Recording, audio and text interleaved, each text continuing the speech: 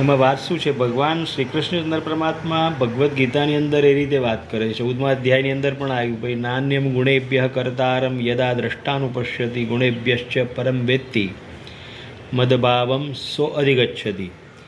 એમાં પછી વાત ચાલતા ચાલતા ત્યાં સુધી આવી હતી કે ભાઈ જન્મ મૃત્યુ જરા દુઃખર વિમુક્તો અમૃતમ અશ્નુતે. બરાબર, 20મો શ્લોક હતો. બરાબર, તેમાં વાત ત્યાં સુધી આવી હતી કે સમાધિનો અર્થ શું. સમાધિ તો આપણે એવી વસ્તુ છે કે ગઈ વખતે મેં તમને બતાવેલું કે આપણા દેશની અંદર લોકો જે આત્મહત્યા કરે છે એ આખી અલગ વસ્તુ છે, દેહ ત્યાગ કરવો. આપણા ત્યાં દેહ ત્યાગ કરવાની વાત અલગ છે, સ્વેચ્છાથી.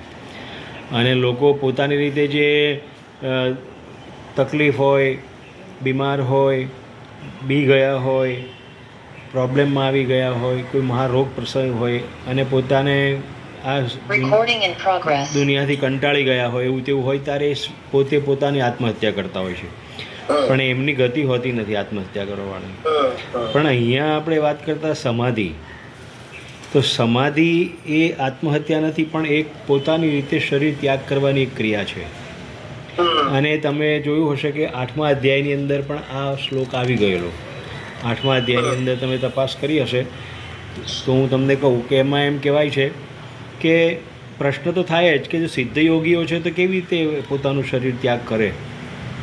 કારણ કે એ જો આત્મહત્યા નથી કરતા એમ કે કહીએ છીએ, આ પ્રશ્ન ઊભા થાય છે આપણને. પણ એ તો કે સમાધિ યોગ કહેવાય. શું કહેવાને? સ્વેચ્છાએ કરેલો દેહ ત્યાગ. અને યોગીઓ હંમેશા દેહ ત્યાગ ક્યારે કરે છે કે એમને એમ લાગે કે અવતાર કાર્ય પૂર્ણ થઈ ગયું છે, એવું લાગે એમને. દેહ ત્યાગ ક્યારે કરે? અવતાર કાર્ય એમને પૂર્ણ થઈ ગયું એવું લાગે ત્યારે સમાધિ મૃત્યુમાં પ્રવેશ કરતા હોય છે. એમાં આવે 8મા ભાગવતજીના શ્રીમદ ભગવદ્ ગીતાની અંદર 8મા અધ્યાયની અંદર 12મો અને 13મો શ્લોક છે. જો હોય તો જુઓ. સર્વદ્વારાણિ સંયમ્ય મનોહૃદિ નિરુદ્ય ચ મૂર્ધ્યાદ્યાત્મન પ્રાણમાસ્થિતો યોગધારણમ ઓમિત્યેકાક્ષરમ બ્રહ્મ વ્યાહરન મામ અનુસ્મરન યહ પ્રયાતિ ત્યજન દેહમ સયાતિ પરમામ ગતિમ. બરાબર, એટલે એની અંદર શું છે કે એ પોતાનું કાર્ય પૂર્ણ થયું છે એવું લાગે એમને જ્યારે, અને એમને અવતાર લેવાની ઈચ્છા થાય છે અથવા તો પોતાનું અવતાર કાર્ય પૂર્ણ થઈ ગયું હોય ત્યારે એ લોકો સમાધિ લેતા હોય છે, યોગીઓ. એટલે એમાં બધા ઇન્દ્રિયોના દ્વાર બંધ કરવાના હોય છે. જે નવદ્વારે પૂરે દેહી નૈવ કુર્વન્ન કારયન વાત કરેલી ને, નવદ્વારની અંદર નૈવ કુર્વન નૈવ કાર્યન, એમાં પછી કોઈ પણ ઇન્દ્રિયના નવદ્વારના કોઈ કાર્ય થતા નથી. એ કેવી રીતે વશ કરે છે કે જો મનને હૃદયમાં લઈ આવે છે, પ્રાણને મસ્તકમાં લઈ આવે છે. બરાબર, યોગ ધારણામાં જે સ્થિત થઈ પુરુષ ઓમકારનું રટણ કરતાં ઓમનું રટણ કરતાં મારું સ્મરણ કરતાં એ લોકો દેહ ત્યજે છે. હા, ત્યારે પરમ ગતિને પામે છે એ યોગી લોકો. યોગીઓની વાત છે, આ આપણા સંસારીઓની વાત નથી. સંસારોની આ કેપેસિટી પણ નથી, કારણ કે એમણે આ રીતે તો વિચાર્યું પણ ન હોય કે આવી રીતે આપણો દેહ ત્યાગ કરવો. પણ ભક્તિ માર્ગમાં જાય છે ત્યારે ભક્તિની અંદર જ સ્મરણ કરતાં પણ એ સમાધિ યોગ જ થઈ જાય છે એમનો. પણ એમનું આ સિસ્ટમેટિકલી જે યોગ ધારણ કરવું, અહીંયા ઇન્દ્રિયોની સુધી, હૃદય સુધી પ્રાણને લઈ આવ્યા, બ્રહ્મરંધ્રમાં મસ્તિષ્કમાં લઈ આવ્યા, એ બધી ક્રિયાઓ આપણાથી ના થાય, ભક્તિથી થાય નહીં. પણ યોગી એ રીતે કરી શકે છે. એટલે કે છે કે સર્વદ્વારાણિ સંયમ્ય હૃદિ નિરુદ્ય ચ મૂર્ધની, પોતાની મૂર્ધામાં, હા, યોગ ધારણામાં ઓમકારનું સ્વરૂપ લેતા. એટલે કે એ સમાધિ મૃત્યુનું કથન આ પ્રમાણે કહેવામાં આવે છે. એટલે કે ઇન્દ્રિયોના દ્વારા બંધ થઈ જાય, મનને હૃદયમાં સ્થિર કરી નાખે, વિચારોની શૃંખલા તૂટી જાય. આખી વિચારોની શૃંખલા તૂટવી સામાન્ય છે. ક્ષણ માત્ર પણ માણસ વિચાર કર્યા વગર રહી શકતો નથી.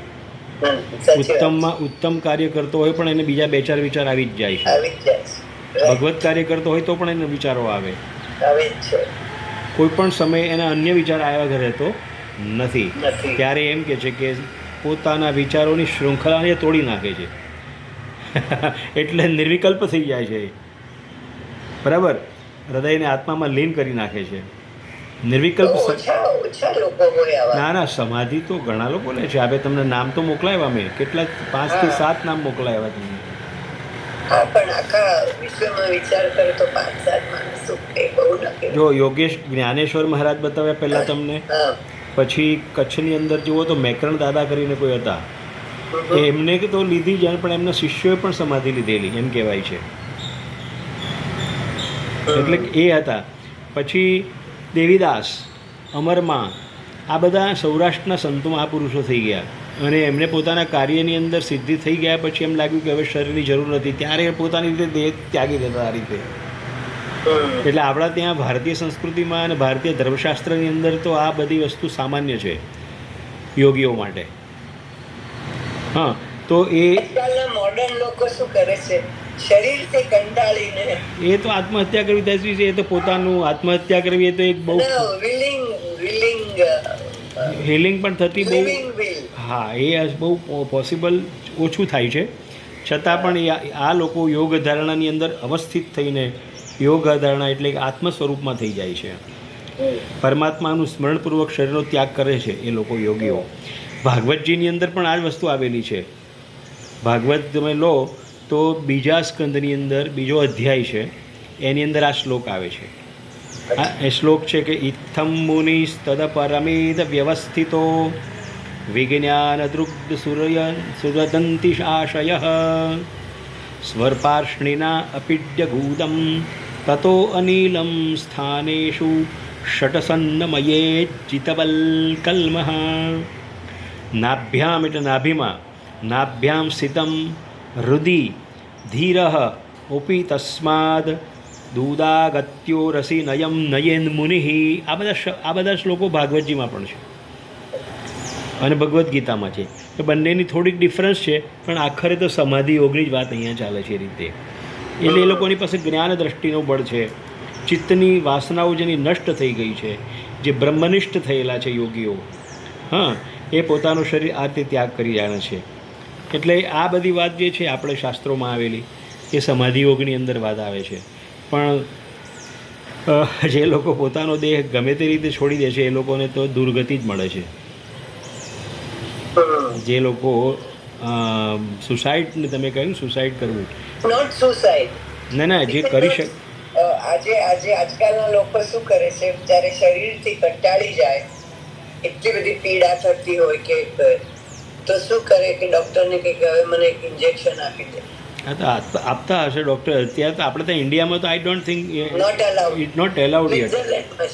એ સ્વિટ્ઝરલેન્ડમાં એ સ્વેચ્છા મૃત્યુ ત્યાં છે, પણ એ રીતનું છે કે તમે અમને પછી જીવ લઈ લો અમારો, એ કહે છે ડૉક્ટરોની રીતે.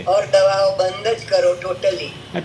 ત્યાં એલાઉડ છે, આપણે ઇન્ડિયામાં નથી થતું. પણ આપણામાં ભારતીય સંસ્કૃતિમાં અને ધર્મની અંદર, સનાતન ધર્મમાં પોતાની રીતે પોતાનું શરીર છોડવું એ એલાઉ હતું. અને પોતે, હા, અને કેમ કોઈની પણ અપેક્ષા રાખ્યા વગર છોડી દેતા હતા. અને જે લોકો એમને ઓળખતા હતા એ તો કહે જ કે આ તો યોગીઓ છે. યોગીઓ તો પોતાની રીતે પોતાનો દેહનો વિલય કરી શકે છે. એના માટે કંઈ ડૉક્ટર કે બીજાને કોઈ દોષ આપવાની જરૂર છે જ નહીં. કારણ કે એટલી મોટી વ્યક્તિને કોણ ન ઓળખતું હોય, મહાપુરુષોને કોણ ન ઓળખતું હોય. હવે જ્ઞાનેશ્વરને કોઈ એમ કે એમણે આત્મહત્યા કરી હતી, એવું તો કોઈ કહી જ ના શકે ને.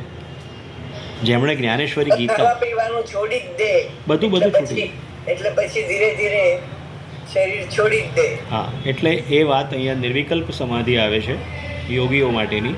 યોગીઓનું અવતાર કાર્ય પૂર્ણ થાય એટલે યોગી પોતાનું જીવન ત્રિગુણાત કરીને છોડી દે છે. આ વાત હતી. ગુણાન એતાન અતિત્ય, ત્રણ ગુણોને તરી જવા. ત્રિન્દેહી દેહ સમુદ્ભવાન જન્મ મૃત્યુ જરા દુઃખેર વિમુક્તો અમૃતમ અશ્નુતે. અમૃત અશ્નુતે વાત થઈ ગઈ. પછી આવે છે કૈર્લિંગૈ સ્ત્રીગુણાને તાન અતીતો ભવતિ પ્રભો કિમાચાર કથમ ચેતામ સ્ત્રીગુણાન અતિવર્તતે. આ પ્રમાણે ભગવાનનું રહસ્ય સાંભળીને અર્જુન વિચાર કરે છે કે એતાન એટલે આ લોકો, ત્રીન એટલે 3, ગુણાન ગુણવાળાઓ, અતીત કૈ લિંગૈ ભવતી કિમાચાર ભવતી પ્રભો કથમ એતાન ત્રીન ગુણાન અતિવર્તતે. આ લોકો જે દેહધારીઓ છે એ દેહધારીઓ કેવી રીતે આ 3 ગુણને છોડી શકે, એવો એને પ્રશ્ન થાય છે. તમે યોગીઓની વાત કરી તો યોગીઓ આ રીતે છોડે છે એમ કહ્યું તમે, તો હવે કહે છે કે દેહધારી તો યોગીઓ છે જ નહીં બધા.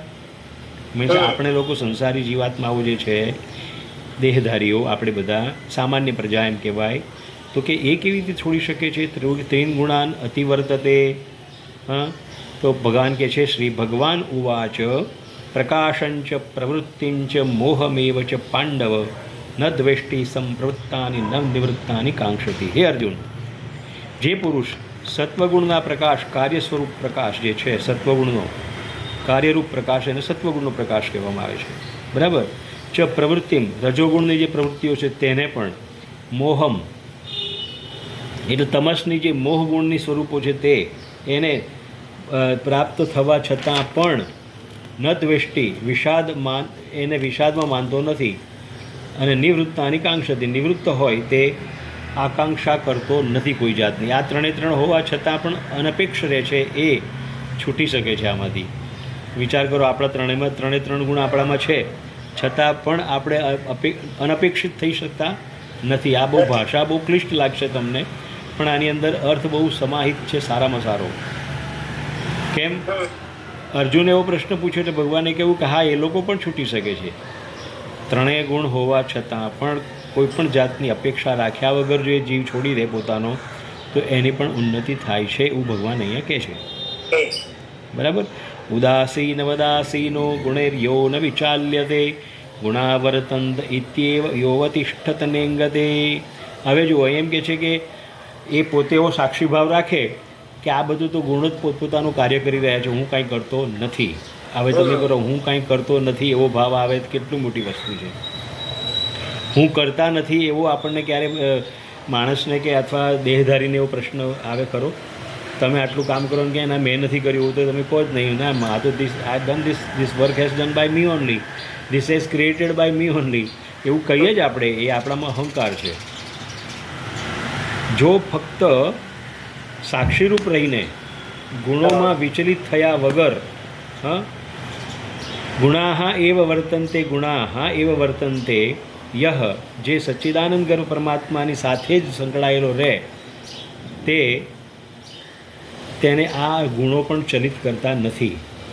હવે તમે પ્રકૃતિ પ્રદત્ત આ ગુણો આપણને હેરાન કરે છે, એવો ભાવ જો તમારામાં આવે અને તમે સ્થિર થઈ જાઓ ત્રણેય ગુણોની અંદર, ખોટા કાર્યમાં કરતાં સ્થિર થઈ જાઓ, સત્કાર્ય કરતા થઈ જાઓ.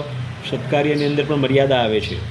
સત્કાર્ય એટલું બધું ન હોઈ શકે કે જેમાં તમને નુકસાન થઈ જાય. રજસની અંદર, આનંદની અંદર પણ, સુખની અંદર પણ એક બ્રેક આવે છે. તો આ ત્રણની અંદર જો મર્યાદામાં આવી જાય છે, તો એને પણ આ ત્રણ ગુણો અસર કરતા નથી. કહેવાનો ભાવ એ છે. એટલે કે અતિશયોક્તિ ન હોય એમ કહીએ છીએ ને આપણે, કોઈ પણ વસ્તુની અતિશયોક્તિ ન હોય તો આપણને નુકસાન થતું નથી. મોહનથાળ ભાવે છે ખરો, પણ 2 ઢેફા ખાધા પછી એમ લાગે કે હું શાંતિ રાખો, નહીં તો ડાયાબિટીસ ગડબડ કરશે ગોટાળા. એટલે એટલું ખાઈને શાંત રહો તો તમને મોહનથાળ હેરાન કરે નહીં. પણ એમ નહીં, હું તો મને ઝાપડી જઈશ આખી થાળી, તો પછી ઉપાધિ કરે. એટલે કહેવાનો મતલબ છે, રજસ જે સુખ છે એની પણ જો મર્યાદાપૂર્વક એનો ભોગ કરે તો એ ગુણ એને પરેશાન કરતો નથી, એને અપરાધ કરાવતો નથી એની પાસે. આ વાત કહે છે. સમદુઃખ સુખ સ્વસ્થ સમલોષ્ટાશ્મકાંચન. આ બહુ ઊંચી વાત કરે છે અહીંયા આગળ. તુલ્ય પ્રિયા પ્રિયો ધીરસ્ત તુલ્ય નિંદાત્મ સંસ્તુતિ. હવે આ સાધક માટે વાત છે. હવે સાધક કેવો હોય, એને સુખ અને દુઃખમાં સમાનતા છે. કેટલાક યોગીઓ તમે જોયો છે ને, ઘણા લોકો એ લોકોનો ગાળો ભાણે પણ ગાળો એની અસર કરે નહીં. એની ચામડીમાં એ રીતનું શું કહેવાય, એને ચેતના એ ટાઈપની હોય છે કે એને કોઈ જાતની અસર થતી નથી. જડ નથી, યાદ રાખો, જડ ઇઝ ડિફરન્ટ. એ જડ નથી. સમદુઃખ સુખમાં પણ એને બહુ એટલો હર્ષ થતો નથી કે આ બહુ મજા આવી, આનંદ થઈ ગયો, હા ઠીક છે, વેરી ગુડ, સ્થિત પ્રજ્ઞ, બેસી જાય આનંદથી. એસી ચાલુ કર્યું હોય તો રાજી થાય, અને એસી જતું રહે તો એને વાંધો ના આવે, પાછો પંખામાં જતો રહે. પંખો ગયો હોય તો બહાર પેલા બાગમાં જઈને બેસી જાય, પણ એને કોઈ અસર થાય નહીં. એટલે એને જળ ન કહેવાય. સમદુઃખ સુખ ક્ષમી, સ્વસ્થ રહે છે જેમ દરેકમાં, સ્થિતપ્રજ્ઞ રહે છે. સ્થિતપ્રજ્ઞ શબ્દ તમને બહુ સારો યાદ રહી ગયો છે દ્વિતીય અધ્યાય. સમલોષ્ટાશ્મ કાંચન, સુવર્ણ અને લોખંડ, આમાં પણ બહુ એને ભેદ લાગે નહીં. તુલ્ય પ્રિયા પ્રિયો. કોઈ બહુ સારું મીઠું બોલે તો એને બહુ ફરક ના પડે, અને કોઈ એને નિંદા કરીને કાન મળ્યા કરે વારે ઘડી તો પણ એની કંઈ પ્રોબ્લેમ થતો નથી.